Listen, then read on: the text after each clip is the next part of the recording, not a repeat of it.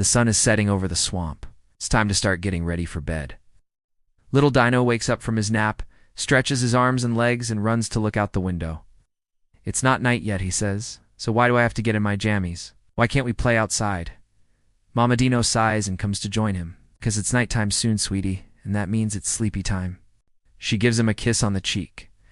"Besides, you were just playing with your friends, right?" Little Dino pouts. "Yeah, but I had such big plans for tonight. We were going to dig for clams, build a sandcastle, have a staring contest, and then practice our roars." Mama Dino nods understandingly. "It sounds like an exciting day. And I'm glad you had fun. But now it's time to calm down for bed." Little Dino looks downcast. "But I'm not tired. I feel frustrated." He starts to stomp off, but Mama Dino stops him with a gentle touch. "When you feel frustrated, it's important to let your feelings be there.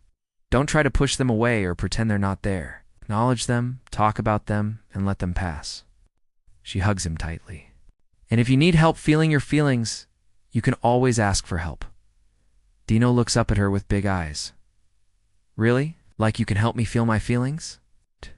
Mama Dino ruffles his feathers. "Of course. Now come on, let's get you changed into your comfy jammies." Later that evening, after brushing little Dino's teeth, Mama Dino tucks him into bed. "Remember what we talked about before?" she says. "If you feel frustrated, upset, scared, or any other big feelings, you can always tell Mama Dino." She kisses his forehead. "'Kay, Mama?" Dino snuggles deep into his blankets. "I love you. Love you too, sweetie." And with that, Mama Dino turns off the light and leaves him to sleep. But once she's gone, Dino's eyes pop open again. He looks around the dark room. It's so dark. What if something scary was hiding under his bed or in his closet? Dino feels a little scared, but he remembers what Mama said. He's supposed to acknowledge his feelings. So he calls out, "Hello? Is anyone there?" No reply. Just as Dino is about to get under his covers and hide, he hears a little squeak from his closet. Dino freezes. Was that a monster? A dinosaur? A wild animal? His heart pounds in his chest. Dino takes a deep breath and tries to calm himself down.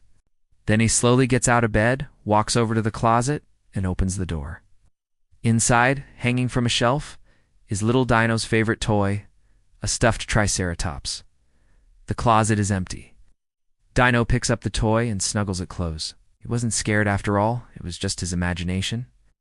And his stuffed Triceratops was here to protect him, safe and sound. Dino tucks his toy back into the closet and gets into bed. A little while passes. Dino is drifting off to sleep when suddenly he hears a loud crash outside, followed by some angry yelling. Dino's eyes pop open again. Who's out there? What happened? Was it a monster? Dino's mind starts to race. Should he hide? Should he run away? What should he do? Dino kicks off his blanket and jumps out of bed. This time he's going to find out what's out there.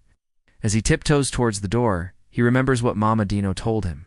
She said to let his feelings be there. So Dino turns around and sits on the floor. He knows he shouldn't be afraid, but he is, and that's okay. He closes his eyes and takes a deep breath. When he opens them again, Dino feels much braver. He creeps closer to the door and slowly opens it. Outside, Dino sees his friends, Spike and Patch, who were playing outside earlier today. They're making lots of noise while they try to put out a small fire they started. What happened? Dino asks. Oh, hi, Dino, says Spike, sheepishly. We were having a bonfire, but it got a little out of control, and now we can't put it out. Patch looks sad, and now we're grounded. We're not allowed to play for the rest of the week. Dino feels bad for his friends. He wants to help them. But he also remembers what Mama Dino told him. He needs to take care of himself first.